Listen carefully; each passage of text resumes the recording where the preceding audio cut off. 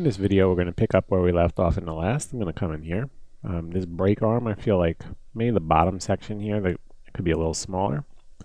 I'm going to F3, F4. I'm going to select some verts. All this bottom section here. I'm going to go to scale. And as we did earlier, I don't want to change the thickness. I just want to change the diameter a little bit. So I'm going to just do that. That looks better. Then we're going to manually move a few. Maybe we'll take this whole selection here. Let's rotate it and move it a little bit. Just like that. Grab that vert. Okay. Back these out a little bit. Just going with what I think will look best. It's a little better. I think also the top might need to be a little smaller as well. So I'm going to select that whole section. Vertice selection, vertex, and we're going to scale them down with R, and we're going to use the same handle. Center will scale everything uniform, and you come out here, you have these little yellow bars that show up, and they'll do 2 directions. So that's what I want to do. I want to do that right there. Okay, and pull it forward a little bit. Let's go to left and see if these holes are kind of aligned with where they need to be.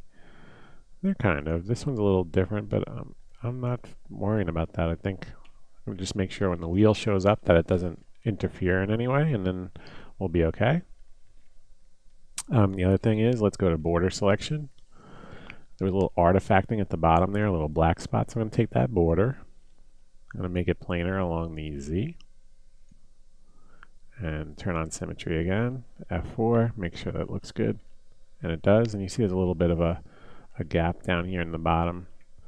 I'm just going to go down to border, turn on end result, toggle end result. I'm going to grab this border and I'm just going to move it. And there we go, it's fixed. Has a threshold for the symmetry. Okay, left viewport, let's save it. Control and S to save, or hit the diskette, wherever you want to go to save. I'm going to just quickly unhide all. No. And PZ. Okay. I'll move this back a little bit. You'll see that, like the adjustments I made, it's not quite, it's intersecting the wheel a little, so I'm going to do a little rotation. And maybe scale a touch.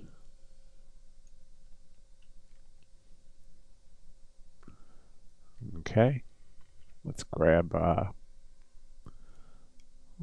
this section here. I have show end result toggled on. I'm going to just scale that down, just like that. It's not tragic. I'm going to scale these in a little bit, just like that. Okay. Now it's fitting there pretty good. You'll see we have that black edge again. It's not a big deal. Let's turn off toggle end result.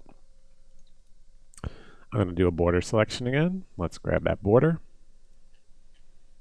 And planar along the Z. Let's toggle symmetry. And we might need to move that mirror plane. So I click on mirror below symmetry and grab the gizmo and just do that. Turn on turbo smooth, F4. And let's make sure that it's clean all the way around. It looks good. We have some faces here that may be intersecting. So what we could do is go to polygon, just grab one side, you know, the front facing side, and let's just nudge them out with the move tool. Just a quick edit. Constantly edit yourself. There we go. That looks better. Left viewport, and we're going to make a little wedge that meets the shape of the wheel. So let's start out with, let's do it with a tube cap, why not? F3. I'm going to drag this out from the center of the wheel there. I'm going to drag it out just like that, and I'm going to inset a bit, and I'm going to give it a high number of segments, 64.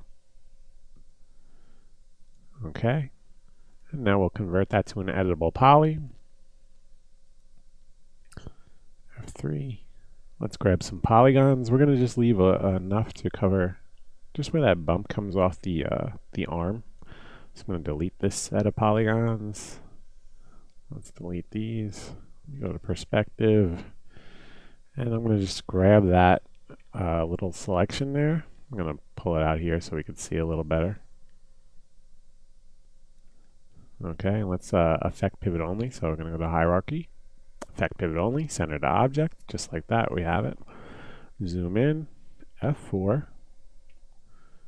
Okay, and now I'm going to move this toward the wheel a bit. Rotate it with the E key. You'll get the rotate. There we go.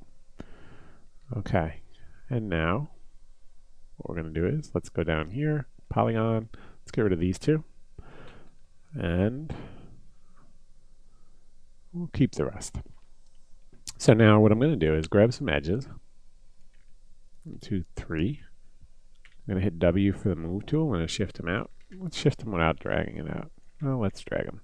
So we're cloning them. Shift drag, just like that. And now let's try something we haven't tried yet. We're going to grab 1, 2, 3 verts. And I think I mentioned earlier that we can use cap poly when we have a vertex selection. So I'm going to come down here. I'm going to cap that poly. And we'll do the same at the other end. Cap poly. Okay, and that gave us a shape that we're kind of looking for. Let's grab these two verts, Shift and X to get our edge constraints, and let's just move them down just like that. There we go. Now if you're unhappy about these being triangles at the end, you can do a ring selection, Control Shift and E, and now they're quads. They're just four-sided triangles. Let me move this vert. It'll illustrate a little better what we're looking at. Looking at something like that. So it is a quad. If you want to see a little more squared off, that'll help you envision what we're looking at. Let's go to add a turbo smooth to the stack, just like that. Okay, and we're going to pull it out a little bit. Very good. And now what I'm going to do is below turbo smooth, let's put a shell. Hit S 5 times on your keyboard when you select the modifier list. Let's give it 3 segments, just like that. Up the turbo smooth to 2.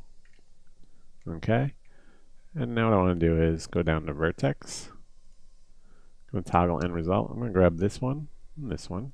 Let's see if we have our edge constraints still set. If not, Shift and X. There they go. And we're going to just, let's do them one at a time. I'm going to move this closer, just like that. Same thing at the other end, just like that. I'm manually shaping this, but it helps that I'm seeing the end result.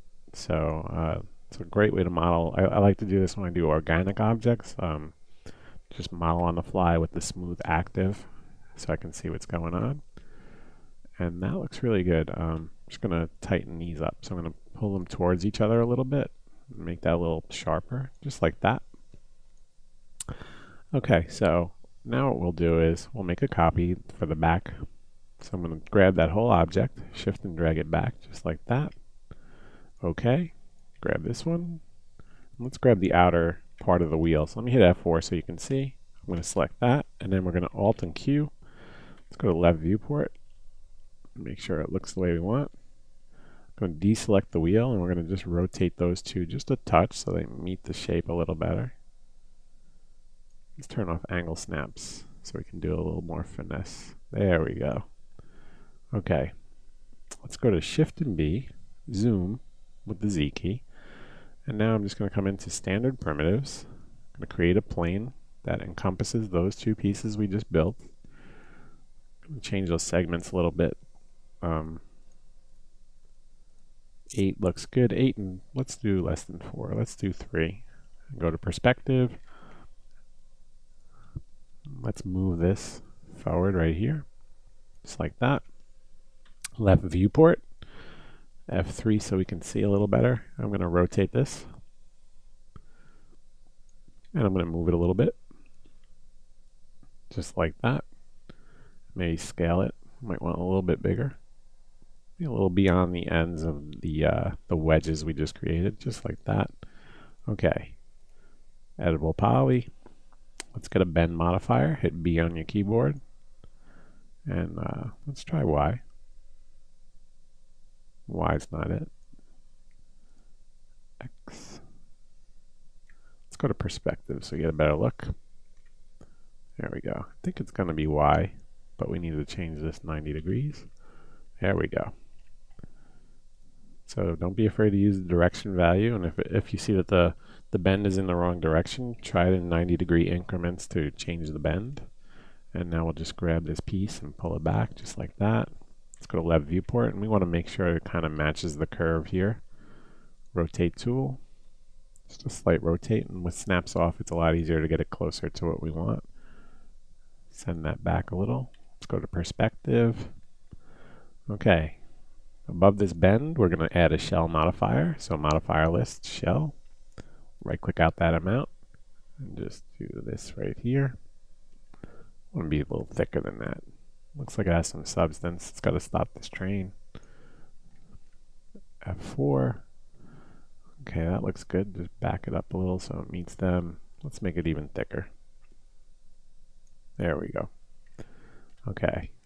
And now what I want to do, I'm going to go down here. I'm going to go to edge. It's going to you can't use show end result because bend gets eliminated. Doesn't show that effect.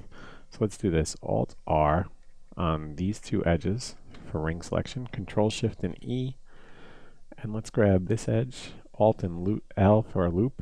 Let's move that out. Tighten it up to the corner here. Same thing there. And let's do it here. Alt R for ring selection. Control Shift and E. Let's make sure edge constraints are active. If they're not, Shift and X and move that up just like that. Let's do the same down here at the bottom. Alt and R, Control Shift and E, and move it down. Okay, let's go back up. F4, and you see that that's still conforming to the shape of those two wedges. Let's add a turbo smooth. Hit T on your keyboard 3 times in the modifier list. And that's the brake shoe. Let's give it a name, brake underscore shoe -01. And let's grab these two here. 1, 2. F3, make sure we have the right objects. Tools. Rename objects. Brake underscore mount. And numbered. Rename. Okay, so now they're all named. Let's exit isolation. There we go. So we have a brake shoe, and kind of looks like what I'm looking at in the reference. So what we'll do is, I mentioned these pins. We're going to do them in the next video. We're going to add axles to all the openings with the wheels, and we're going to add these little metal pins wherever there's a brake assembly, just so we have the parts we need to pivot on. And I'll pick it up in the next video.